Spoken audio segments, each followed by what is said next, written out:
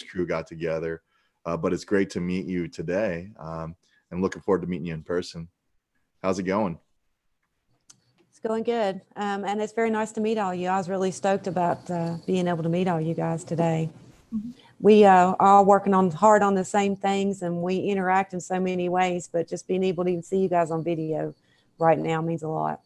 Yeah, I consider these like little breaks, quite honestly, away from a campaign to just kind of relax and talk with folks that are like-minded and really want to do some good stuff for all of us. So I'm happy to be here.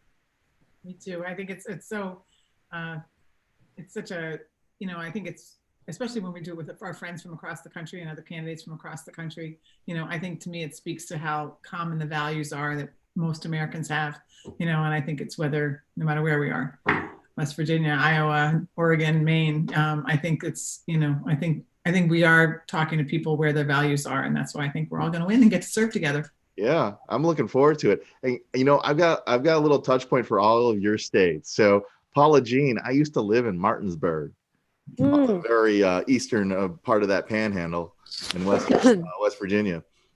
So I had the opportunity to live there for a year. And Kimberly, I used to work in Council Bluffs, Iowa, when I was going to school at Creighton in Omaha, Nebraska. So on the far western side of your state. Yeah. And then Betsy, I love Maine. I've had the opportunity to go all the way up to Caribou. Oh yeah. Spent time down in Portland, namesake for our city as well here. Yeah. So brothers. Cool. Yeah. It was two brothers who oh, you know the story. Flipped a coin, right? Yeah, from both Portlands, and they couldn't figure out two separate names. So they must be creative. Those. Well, it would have been either Portland or it would have been Boston, and I'm glad that we got Portland instead of Boston, Oregon. That just doesn't sound right. That's for sure. So I think we've got all of our streams up and running. So I think now's a good time to get started. Hello and welcome to our Bread and Butter Policies Town Hall. We've got a number of candidates here. We may have Lawrence Ham joining us here in a bit. He's very busy right now during his election cycle, and I think he's run into a bit of an emergency here. So we're going to wait. Maybe he might be able to join us, maybe not. But let's go ahead and meet our candidates who are here right now. I want to go ahead and start with Kimberly. Why don't you go ahead and tell us a little bit about your campaign and why you're running? Yeah, so let's see, we've been at this just a little over a year. We announced in the middle of May last year, and we have 99 counties here in the state of Iowa. And it seems like not necessarily every state is like this, but in Iowa, it's very important to voters that you go to every single county, and it's a pretty big state. So I've put about 40,000 miles on my car since last May, driving to every single county.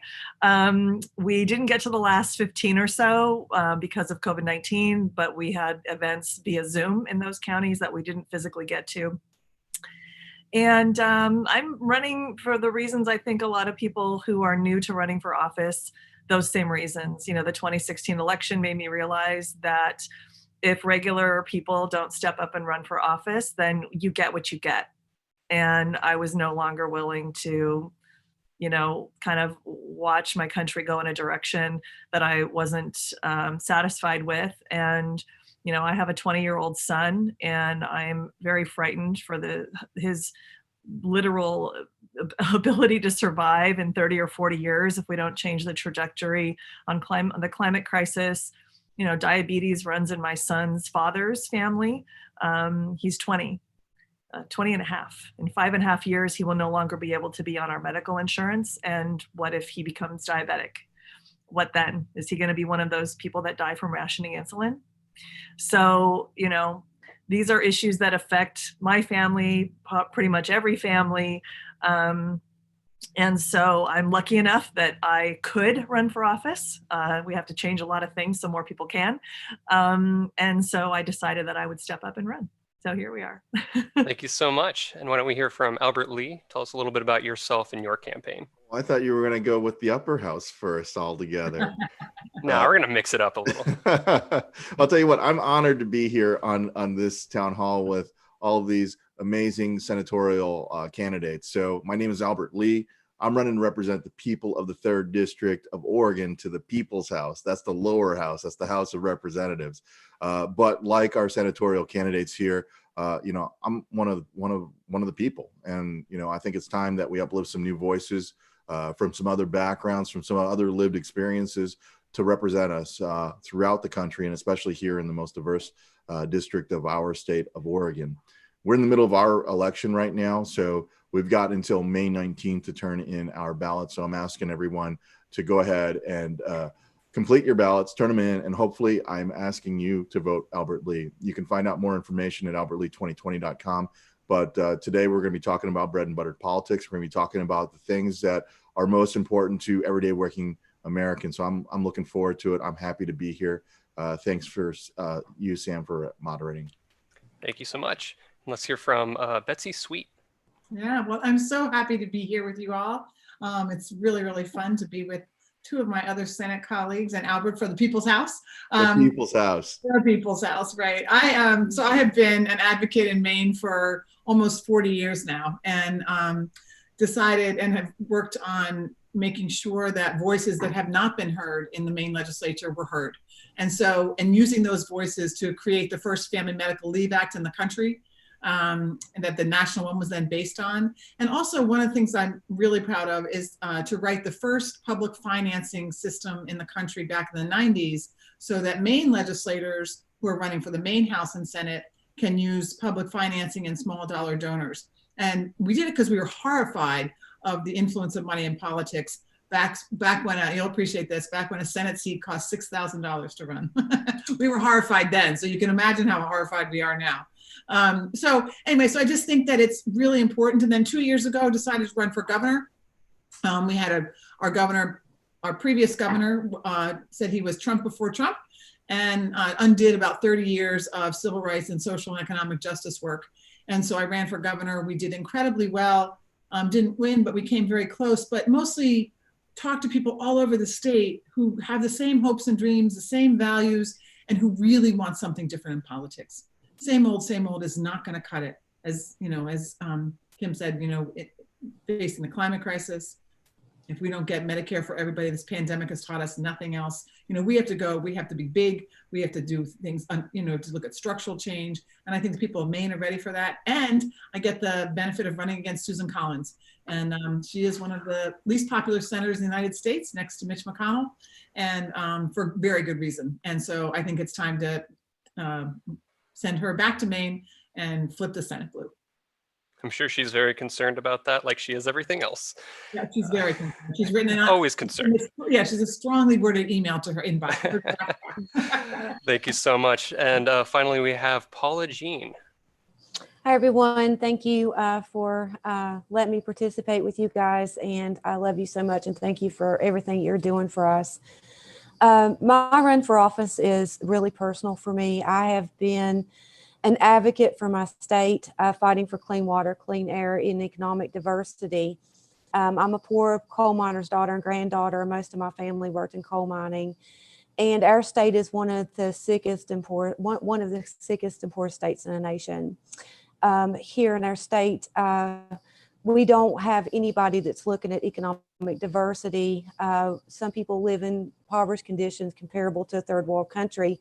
I know what it's like to know where my next meal is going to come from after the market for coal has declined. And I know what it's like to beg for a clean glass of water. When I was a little girl, our water was orange with a blue and purple film. It became out of an abandoned coal mines. And until my stepdad got laid off in the coal mines, I didn't know that I wasn't a redhead till I was 12 years old, and we moved to North Carolina for a while. I've seen, I've had to worry every day if my children would get cancer. I've seen my neighbor's daughter suffer with a rare form of bone cancer, and people are really struggling here. And we're dealing with one of the largest addiction epidemics in the country. We lead in that drug overdose right now, drug overdose deaths right now. And I got tired. I became an activist. I done everything that I could. I spoke to the United Nations. I lobbied, I rallied, I begged, I cried, I cut my leg off for my kids. And in 2018, I decided to run for office because I fully believe that this country was founded by the people, for the people, and of the people. And if these people ain't going to do their jobs, then we need to step up and do it. We know what it's like, especially here in West Virginia with the people in their communities. We stand up and fight for each other, and we're solving our problems. So we need real voices to represent the people in this country instead of people that are going to cater to corporations and lobbyists and special interests. And we run a pretty good race in 2018. We got more votes against a sitting incumbent in 75 years, and we got more votes than any Republican on the ballot. And the reason why I decided to run for the United States Senate again is, first, I found out I was expecting my first grandchild. He was born in January, but secondary to that is we do need a good, strong Congress, especially the Senate. And I think with everything that's going on with the presidential election right now, it really solidifies that. So, I want to thank every one of you I've been with Brand New Congress since 2018, and I've helped organize with him, and I know how they vet their candidates. And I know that you folks are going to be good representatives, and you're going to be real people servants if you get elected. So I'm incredibly proud to stand alongside this slate. And I know it, like Alexander Ocasio-Cortez said, it takes 100 of us to try in order for one of us to win. And we keep on pushing that needle, and we keep on changing that national conversation, and we keep on, and we're holding our incumbents accountable because we are stepping out and stepping up and telling them we're not going to take them not serving us anymore. So thank you all so much for what you're doing. Well said. So today our conversation is going to be about bread and butter policies. These are going to be the policies that make up the progressive movement, but it's also going to be the policies that matter most to you personally. In order to do that, we're going to be talking over each other a little bit. We're going to be having a conversation. You might see us maybe interrupt each other, talk over each other. That's okay. We've all agreed to that. That's not us being rude. That's just us dealing with virtual phone calls, I'm sure. Not being in the same room, right?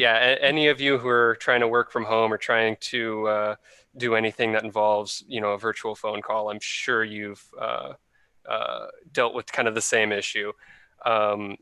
With that being said, why don't we go ahead and start off? I always like to ask, what are the issues that you're seeing at home that you think you need to make a change in either the Congress or in the Senate? I want to open that up to anyone. Well, for me, we're all dealing, we have to talk about the thing that's facing us right now, which is COVID. And I think that, we have so many issues that are being brought to dramatic relief with COVID, I think. Healthcare obviously being the most obvious one. But that's something I hear about, and even before COVID, in every single town hall, in every single corner of the state I go to, people's number one thing is healthcare. And they're so afraid of it. And it's not just people who aren't insured. It's people who are insured technically, but whose premiums are ridiculous, whose deductibles are ridiculous, whose copays are ridiculous.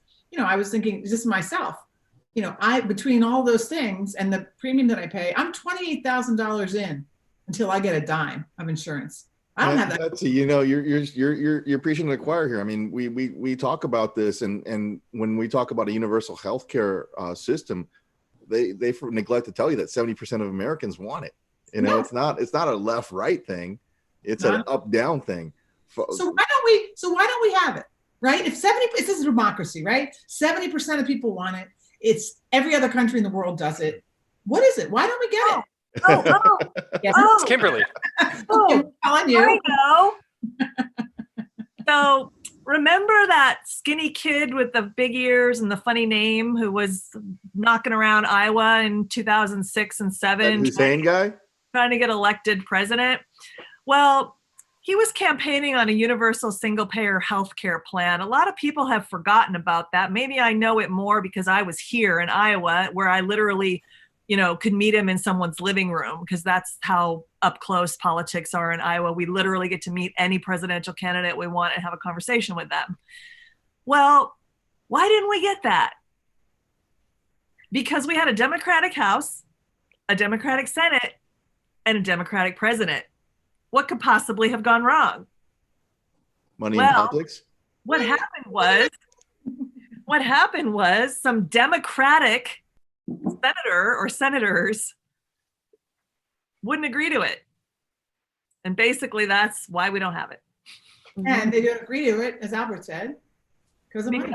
Because they're being lined by the pharmaceutical companies and the insurance industries who have a huge stake in keeping things exactly as they are. Yeah, Right. Senator Tom Harkin, who was pretty progressive for his day. I mean, he was trying to get a minimum wage hike long before it was the thing to do. The architect of the Americans with Disabilities Act. When he retired in 2014, he wrote an op-ed or an article or something where he said, basically, oops, I voted for the ACA, but I now see that it was basically a mistake. We should have at least had a public option. We probably should have had a universal single payer healthcare system, because I think he hoped it would be some great, magical, transformative, wonderful thing. But we all know that a lot of people hoped that, but my premiums went up every single year, and I'm self-employed. They went up every single year before the ACA, and my premiums have gone up every single year after the ACA, and so have my deductibles, so have my copays.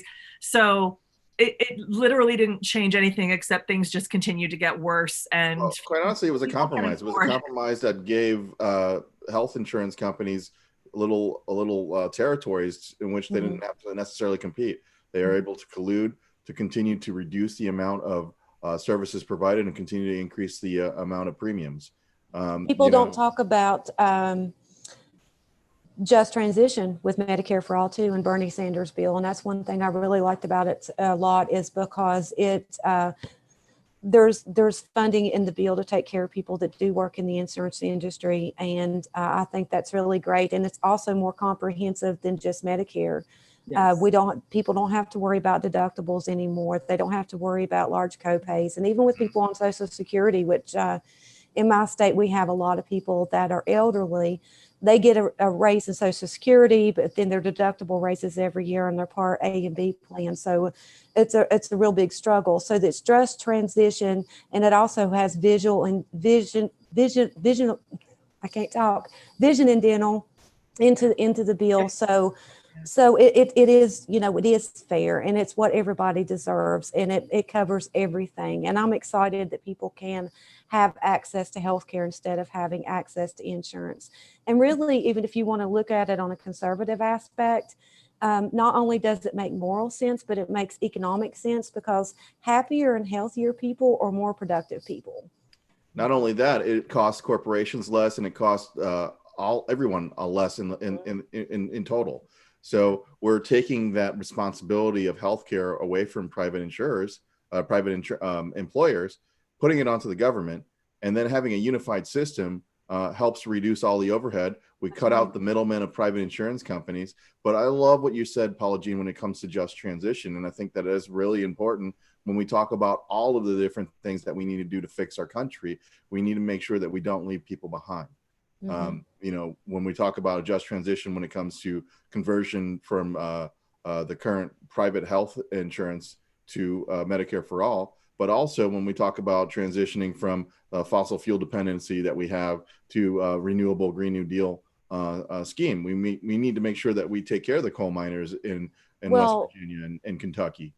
There's no just transition here now. Coal's been declining since the 70s, and the cruelest lie that a politician can tell is that coal's going to rebound, because it's not. We had over 170,000 coal miners in the 70s nationwide, and we have less than 50,000 now. And we are dealing with a big market decline, and people are going hungry. And that's what I really fight for my state, is economic diversity. Investments in I'm behind the Reclaim Act. Listen to my my colleagues here. That's something that we need to get behind when if we go to Senate together. It's the Reclaim Act, and it will help the people in the state, and it'll clean up abandoned mine lands and create job growth. There's so many possibilities for the Appalachian region. We could grow hemp on mountaintop removal sites. We can invest in hydropower, geothermal. We can, invest in renewables. if we had good roads, good schools, comprehensive broadband, which we don't have, and we've been promised on a state, federal level for a long time, we could invite business here. But again, it goes back into dark money into politics. We need people that are going to invest in their future instead of invest in their demise. And we have to make sure that we get big money out of politics and we invest in states like ours that, the Industrial Revolution was built on the backs of West Virginians. Mm-hmm. When you turn on your light switches, it's been powered by the blood of the people in Appalachia. And the least that we can do for the people here is make sure that it's our turn, that we have room to grow and we don't have to struggle like we do anymore. You're here to that. Yeah. Talking about businesses, have you guys all seen the film Fix It Healthcare? No. So it's a film that I think a Pennsylvania businessman paid to have produced, and anybody can watch. Anybody's watching this live stream, you can go to fixithealthcare.com and watch it for free. It's a 58-minute film that basically very succinctly addresses the myths about healthcare, about what a universal single payer or Medicare for all system would be, including an interview with an American doctor who's extremely happy practicing in Canada because she no longer has to deal with all the insurance company nonsense. Right. And one of the things they mention in that film is that we are losing companies to Canada because they just look and go, hey, what's over there? Oh, I think I'll just move a few miles that way. And that way I won't have to deal with healthcare anymore, with having to pay for insurance for my employees, having to look at new plans every year, tell my employees the bad news every year that their premiums going up and their deductibles going up. Plus it's cutting into my profit as a business owner because I'm having to pay part of that. It's ridiculous. There was, and also, I was just remembering, there was an article in The Guardian in the last week or two, The Guardian newspaper online, that 40% of Americans are afraid of medical bills, but only 32% are afraid of getting seriously ill. 40% are afraid of the bill if they get seriously ill. 32% are afraid of getting seriously ill. It's upside down. It really is. And, you can think, the system that we have. I mean, take a look at our COVID crisis. The first couple of weeks in March, we dumped trillions of dollars into Wall Street to shore up, to make sure that the assets of the 1% would not go away. When it was time to talk about bailing out the people, it was several days of deliberation and discussion that was not had for bailing out Wall Street. And during that time, some of us may possibly get $1,200 this month, while the vast majority don't. And by the way, another $500 billion was given away to corporations with no strings attached. The only reason why that happens is because we have an oligarchy. We have a Congress that's filled with multimillionaire career politicians who simply don't know the struggle of everyday Americans and quite frankly don't care. They continue to take money from big corporations and they continue to do the will of those corporations instead of the will of people. I'm just happy to hear that we have a few representatives like Representative Jayapal who did not vote for the HEROES Act because it wasn't doing enough for working class people.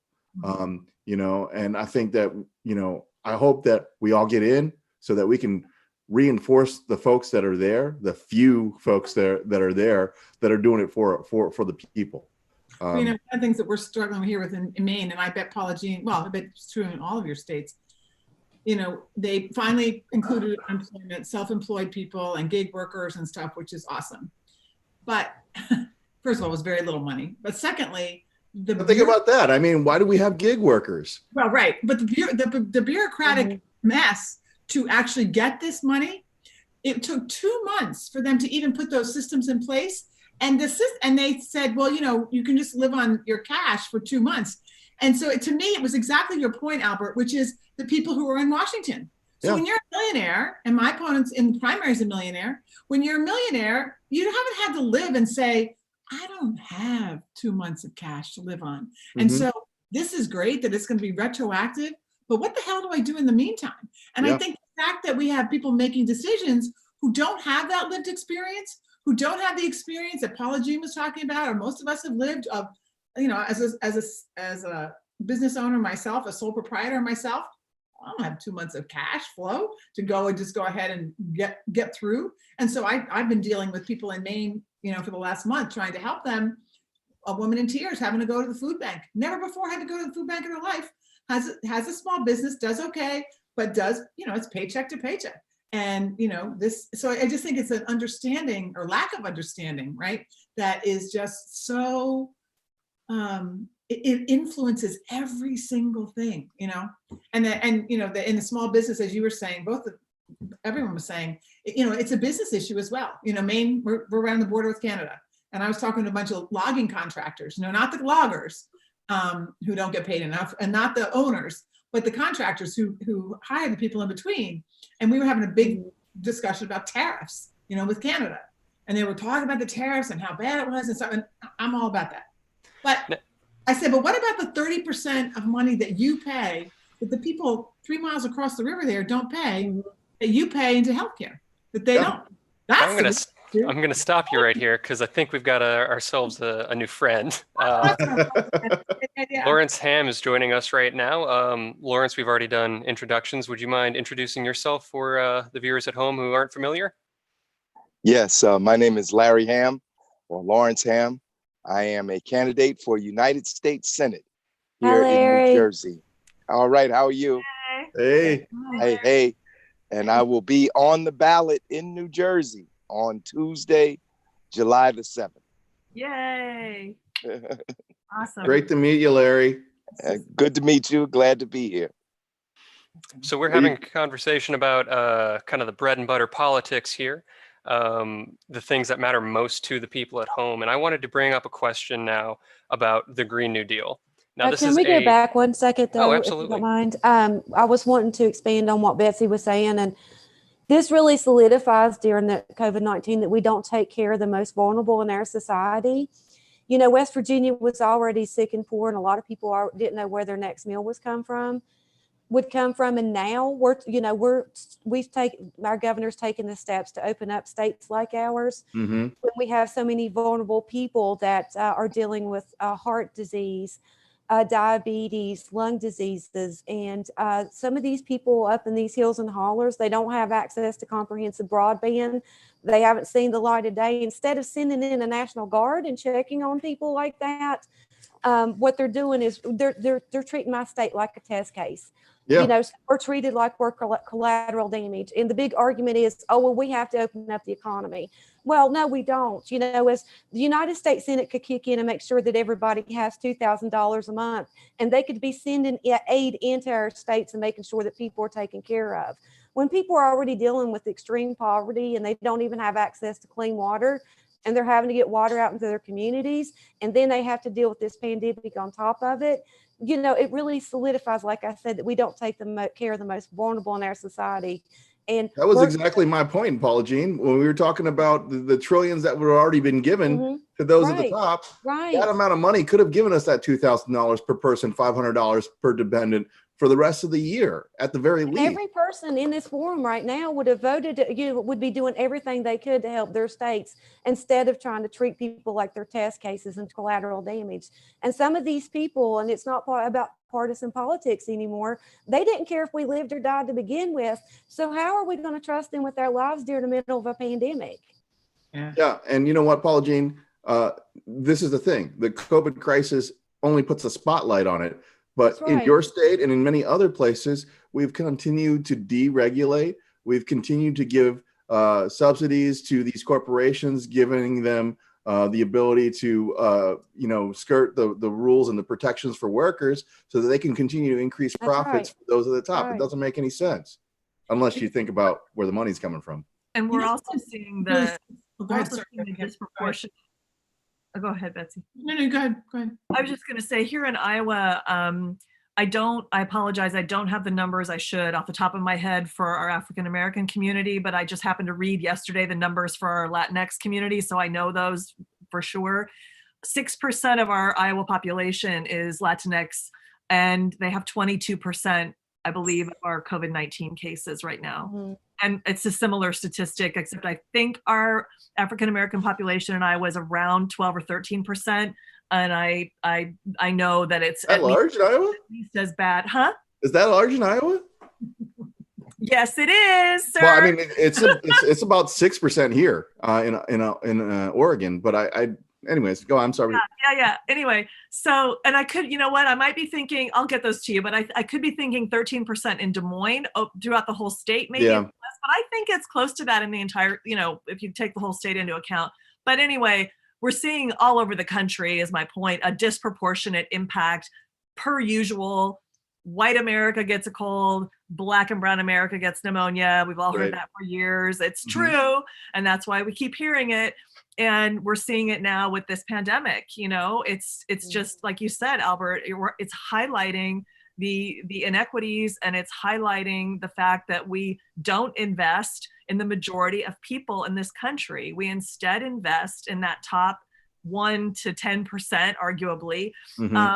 And that's great. You know, we've invested in them for 40 years, and that's been more than that for them. They're doing better than ever in the history of our country. So now it's time to stop that nonsense and start investing in everybody else. And I think the people are seeing it.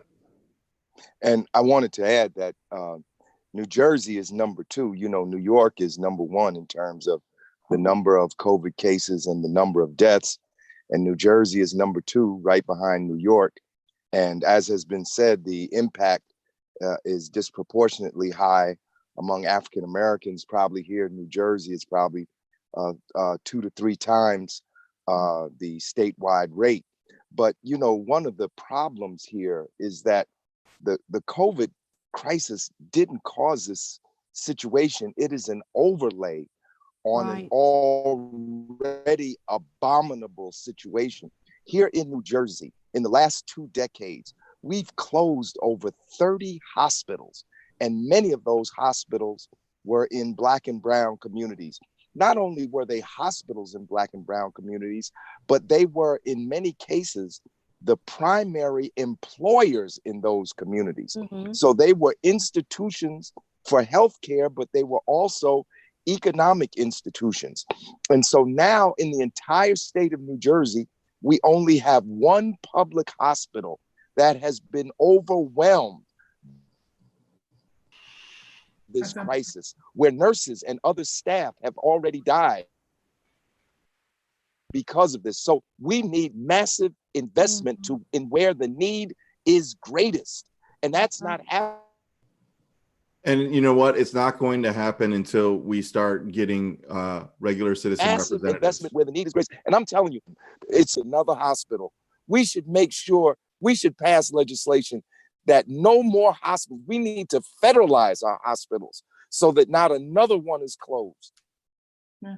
Well, when they're required to make money, right? We have a whole system that's backwards, right? They're required to make money, and as long as they're required to make money, the only way they make money is if we're sick, and so that's a total reverse incentive. And in Maine, which is a rural state, we're losing just the same. We're losing all our rural hospitals, and because they can't afford to stay open because there's not enough people. There's plenty of need, but there's not enough people to make it economically viable. So then people, you know, I just had a niece who had a baby. She lives up in the woods in Maine. She had to travel 2.5 hours to a hospital to have a baby, like, because her hospital is closed. And so, I mean, it's absurd. It's completely absurd. But I just want to say, when you were talking, Larry, about the money and Albert going to the wrong places, you know, the one that sticks in my craw, and Larry, you probably have this, you and I, as ocean states, and well, you might have it now too, is the cruise ship line, right? Where a lot of COVIDs were. Not one cruise ship is registered in the United States of America.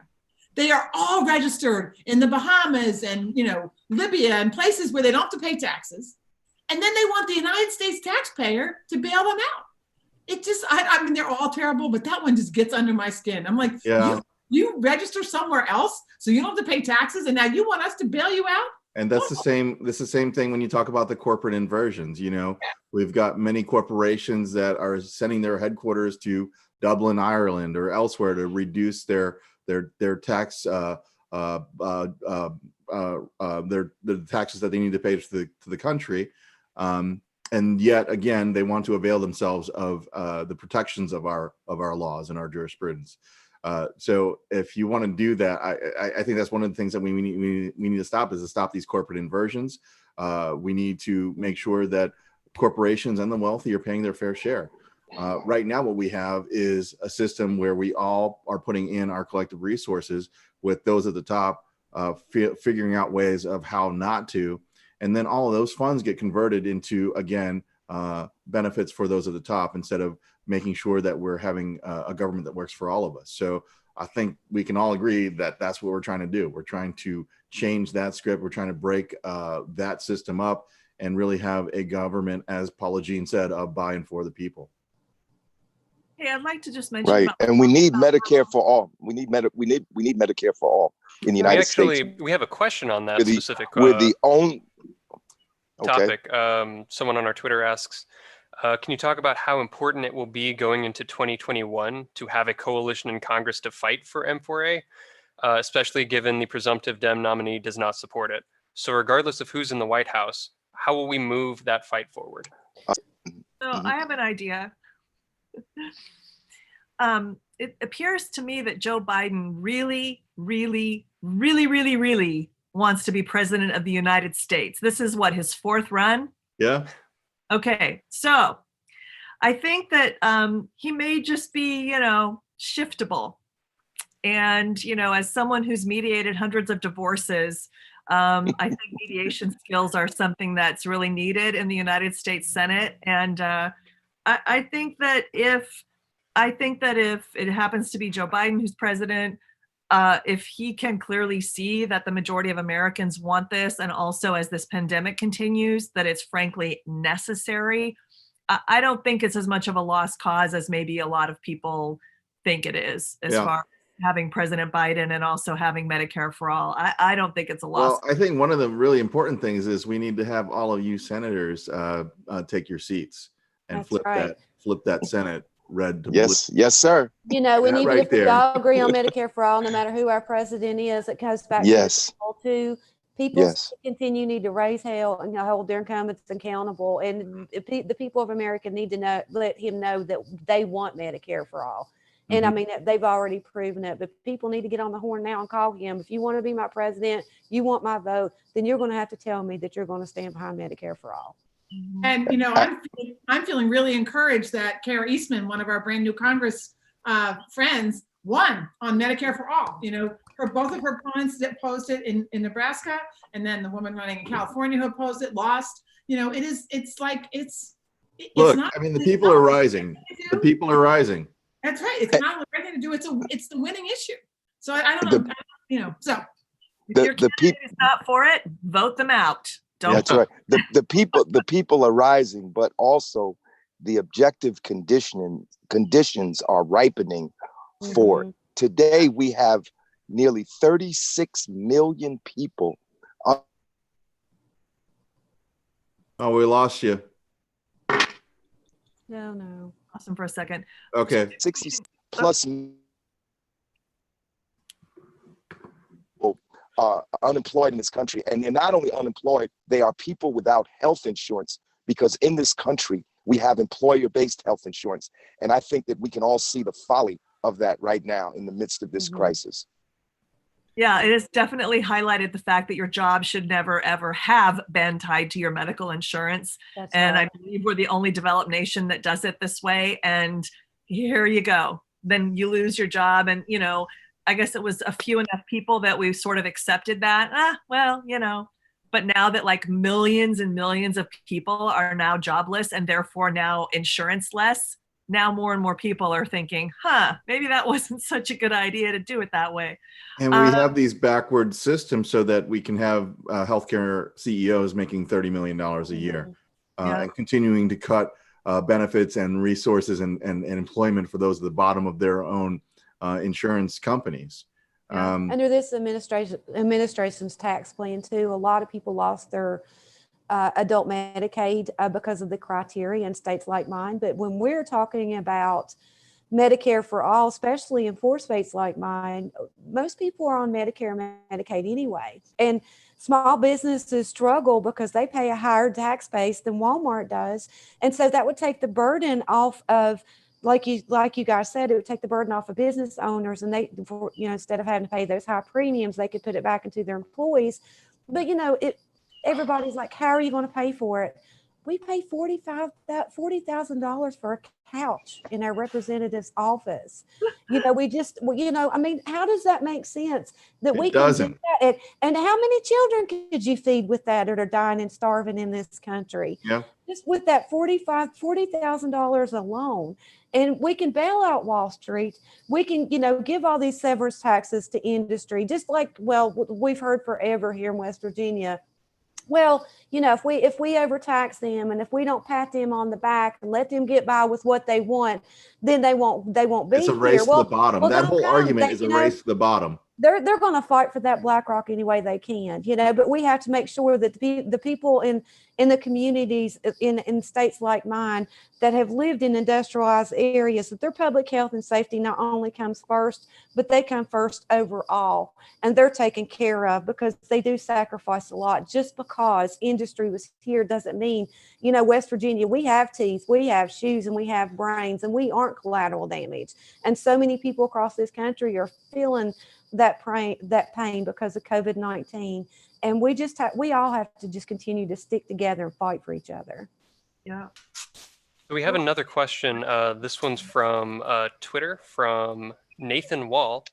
Nathan asks, if elected, how would you stand up to the leadership of your party when they try to push through corporate giveaways like they just did? Yeah. I mean, first of all, you call them out. You name and shame them. I mean, one of the things that is really wrong is everybody stays silent because they're all on the take. You start getting people in that aren't on the take, we're going to be putting a microscope on that. That's right. We'll be highlighting that. We'll be talking about that on the news. Not everything is going to be gone through the halls of Congress, but through, our fourth estate, through the media. I think that it is vitally important that we put sunshine to all of these things. We saw how we've had a couple of senators and a couple of members of Congress, including on the left, Ms. Feinstein, who were doing some irregularities with their stocks right before when they got some information about the COVID crisis to make sure that they covered themselves, as opposed to being focused on helping figure out what to do for the people. So I think that's one thing. The other thing I think you do is that we start building up this block of progressives. We can get a voting block that can really use that as a leverage to get things done. Well, I don't even say, I think that we're really divided because the D label, the R label, oh my gosh, they're progressive. They want to give it, they want to give everything for free. I hate We need labels. true people servants. It's not about labels anymore. It's about people, no matter what their party affiliation is, will sit down collectively and decide what's best for the people that they're supposed to serve. That's their job, instead of serving corporations, lobbyists, and special interests. And that's what we really have to solidify. We need to quit putting these people on a pedestal, for one. And two, we have to quit being divided with partisan politics. This is a job. This is a job, and we are supposed to serve the people that elect us. Public servant. People need to look at their incumbents and their candidates as public servants.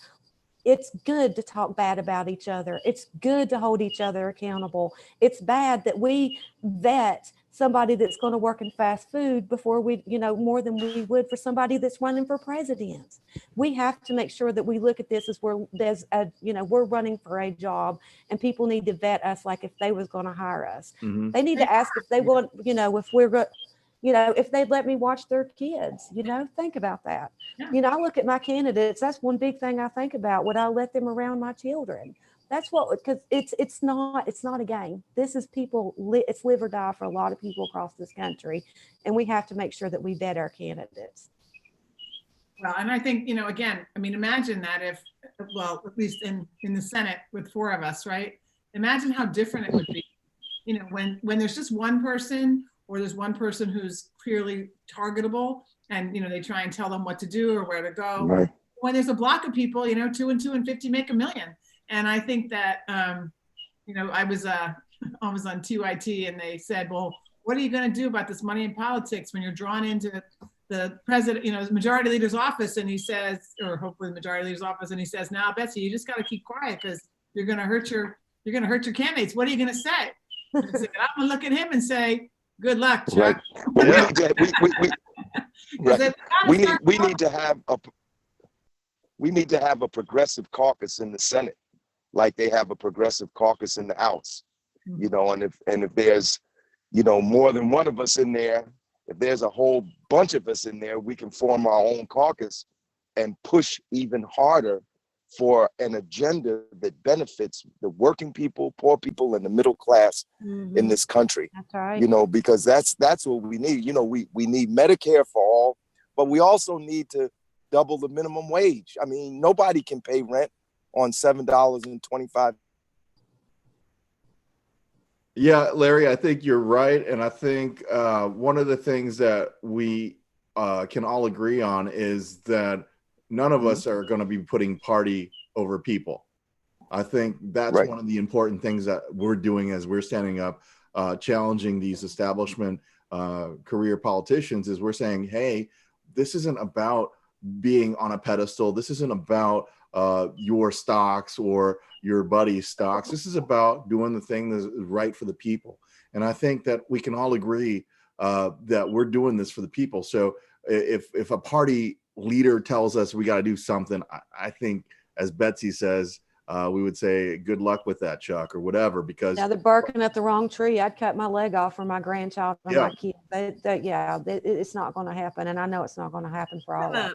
Part of the problem, though, is, of course, that it's not always, you know, something else you learn as a mediator is there ain't a whole lot of black or white. There's a whole lot of gray.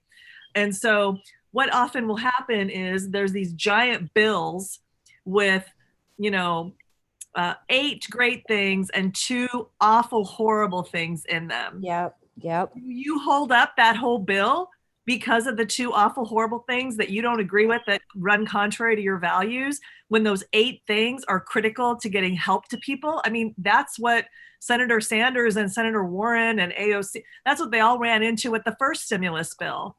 They didn't like a whole hell of a lot of that bill, but they all voted for it. Why? Because they were not going to hold up desperately needed help, however ridiculous small amount of crumbs it was, to everybody in the middle of a pandemic. So this is why it's so important that we at least get a Democratic majority in the Senate, because then we'll have a little bit more power. You know, Democratic president, perhaps even better. Obviously, we're going to have disagreements on specific policy, but, you know, I just hope we can flip the Senate. I mean, it's going to be difficult. But another thing I'd like to see happen down the road is that we stop doing these giant bills with a million pieces of crap in them, and just narrow legislation to. But that's the thing. You can do that. You can narrow the scope of legislation, and you can get it to a single subject.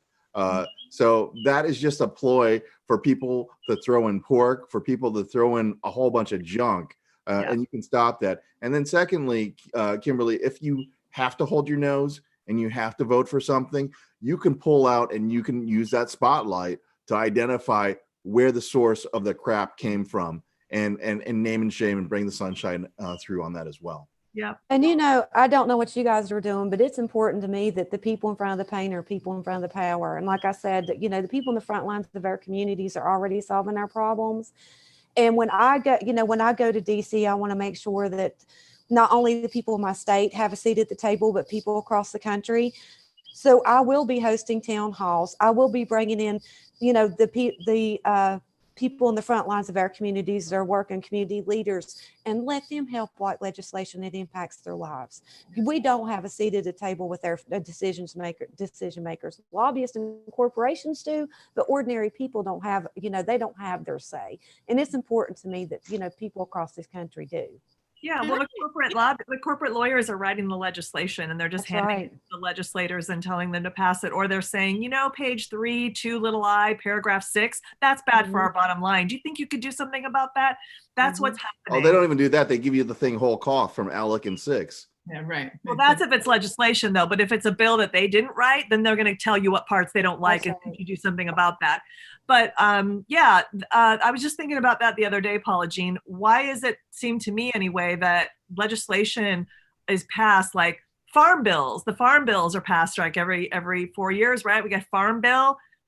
I don't remember when I last at least heard of an actual small or medium-sized farmer consulted about what would go into that farm bill. Exactly.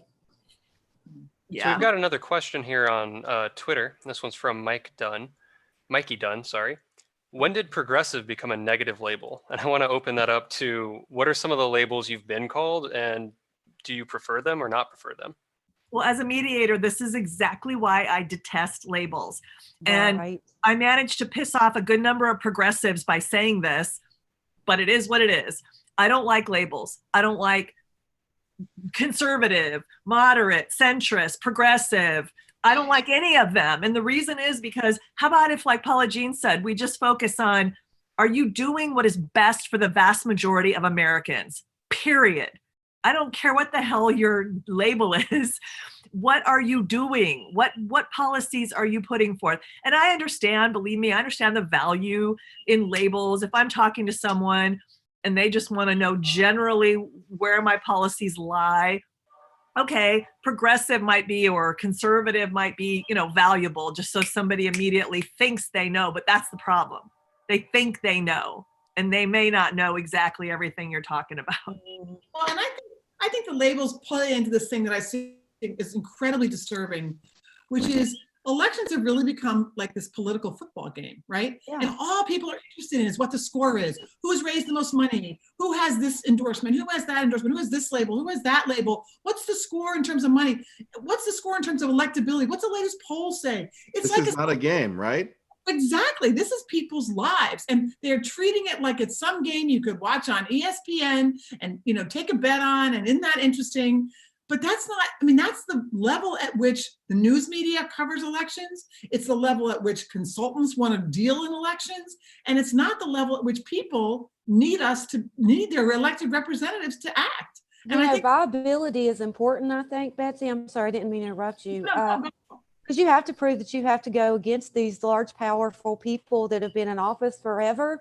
But let's be honest, who needs $2.5 million to win an election? We're out raising everybody on a 100% people funded campaign right here in West Virginia right now. We're the only campaign that has a full staff, and we've raised around $300,000. Well, here's the thing. We shouldn't have to be wasting everybody's money doing this. We should have publicly financed campaigns that are limited to 12 weeks. Exactly. Agreed. And one of my opponents in the primary has loaned $4 million to his U.S. Senate primary campaign. But the last Des Moines Register poll, which is the only neutral poll that's been done so far in this race, was in early March. He came in last of the four of us, and he's loaned his campaign $4 million. We've raised about $250,000. And well, I don't think people trust polls anymore because they can be cherry picked and biased. You know what I mean? Well, this particular one, not as much. This was the Des Moines Register MediaCom poll. Nobody commissioned this. This is the kind of polling that like a newspaper or a journalistic organization would do. So a lot of people they're not talking to people with cell phones. They're not talking to people in rural areas who don't have cell phones and don't have landlines. I think, polls is a tool of the political industrial complex. Well, no, you know what, Betsy? I think you're right, because you got to think about it. The media is just like every other corporation. They're there to make a profit. They're there to make a profit, and they're going to be pro-establishment. They're going to do what's going to be in the best. Well, then they didn't do their poll right, Albert. What's that? They didn't do the poll right because we came out on top. So I guess they didn't do their poll right. If they were trying to poll for the establishment candidate, she came in third. Oh, wow. But I wanted to get back to Mickey's question about progressive again in the term. And quite honestly, for me, that term progressive doesn't mean anything. It's kind of meaningless. And I think that we are thrown a lot of different terms, again, like Betsy and Paula Jean talked about, because they wanted us to fight against each other and talk about teams and, pointing left versus right when we should be looking up versus down, because that's right. Really what we're fighting against is a small cadre of folks at the very top who are trying to absorb, collect, and consume all and give us the crumbs, the bottom 99%. So the more that we stop talking about left versus right, and the more we start talking about people's issues, I think the better and more successful we're going to be in swaying voters. I think that that's the core of the issue and a great message to end on. So I want to wrap up because each of these candidates has a lot more candidating to get to. Campaigning. So campaigning. So I want to give everyone a last chance to make a closing statement. I want to start again with you, Kimberly. Oh, I don't know. Where can people vote for you? Where can they find more information on your campaign? You can find out more at KimberlyForIowa.com, Kimberly4FOR Iowa.com. We have a pretty rockin' Twitter account. If Twitter is your thing, you probably want to go follow our account. We've got about 47,000 followers, which started at 0 in June of last year. That's all due to Tim Nelson primarily, who's phenomenal. You can all employ him later if I don't win. You can fight over him. Fight over him when this is over. So you can go to KimberlyForIowa.com.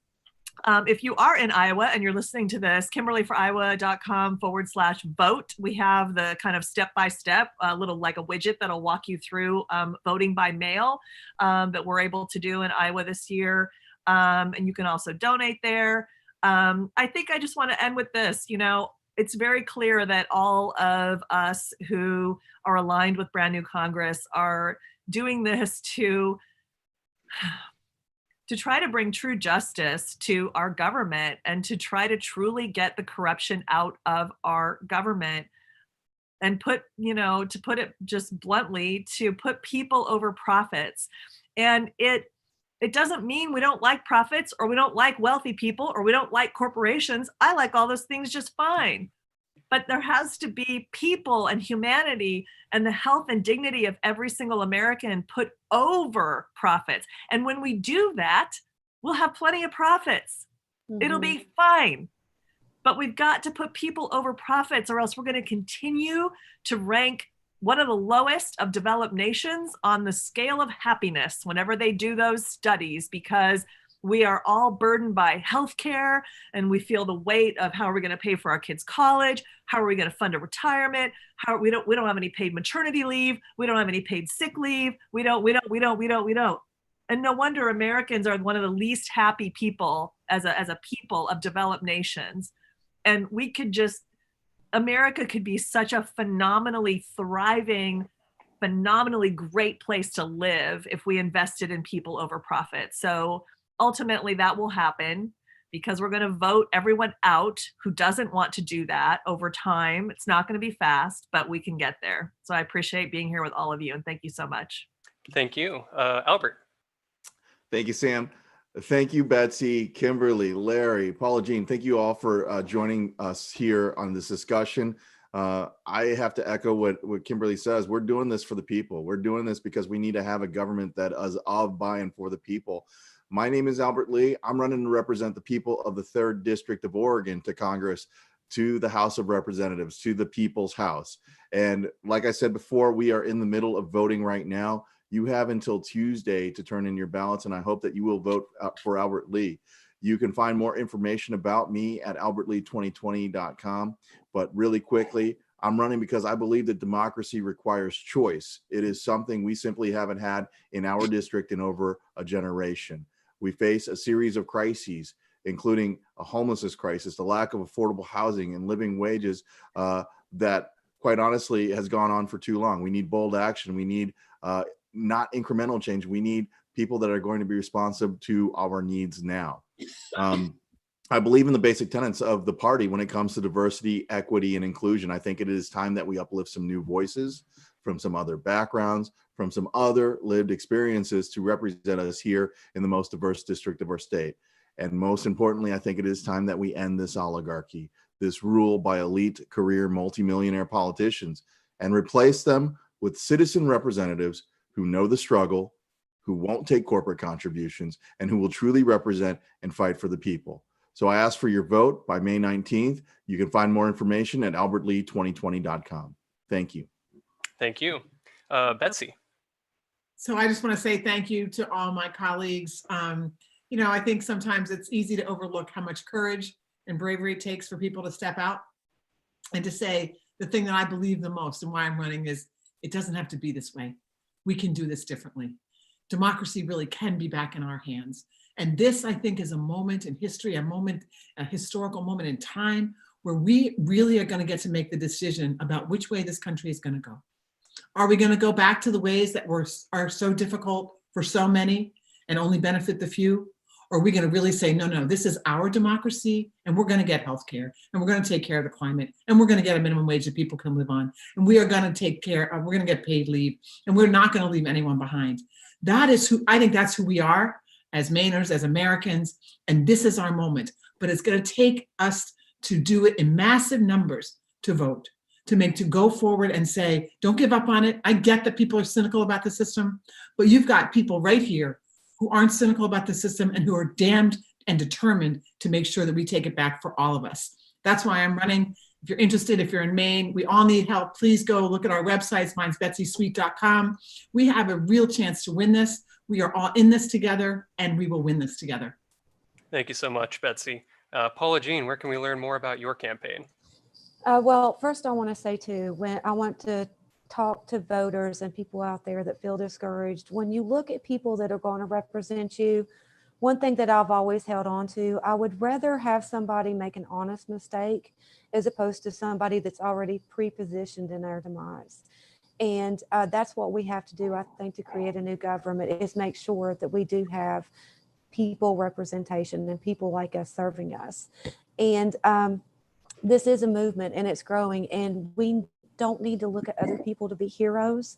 We need to stand together, because one person, one government official is not going to save us. That's just one vote. That's government 101.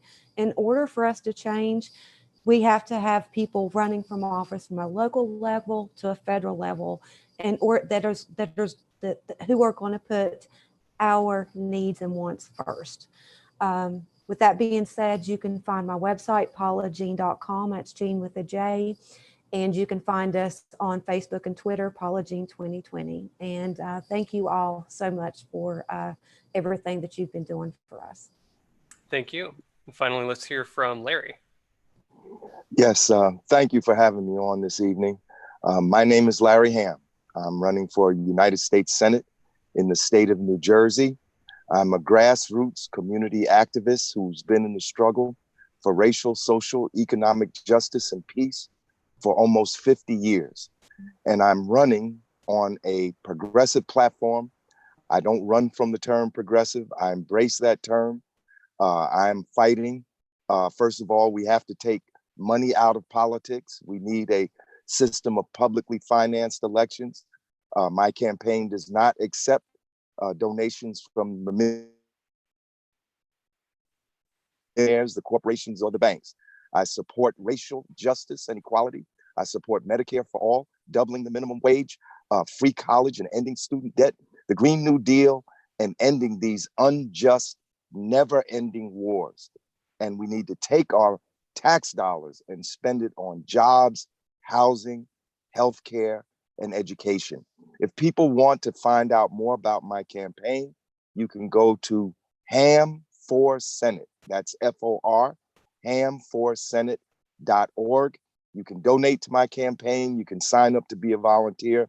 And I ask you all to vote for the Not Me, Us team, which includes me in New Jersey on Tuesday, July the 7th. And vote for all of these progressive candidates who are running, my co-panelists tonight, and all of those down ballot candidates that want to see our country go in a new and better direction. Thank you so much. And I want to thank every one of you, not just for being here, but for the sacrifices you've had to make in campaigning. I know a lot of people don't understand how much of a strain that can be on an individual, on a family. And speaking of families, I want to encourage everyone at home, if you like any of these candidates, make sure to tell your families, start a conversation going. I know especially within a household, it can be hard to, talk about these kinds of things, but it's extremely important to do that. Thank you for joining me. And I think that's going to do it for us today. So have a good one. Bye. Thank you.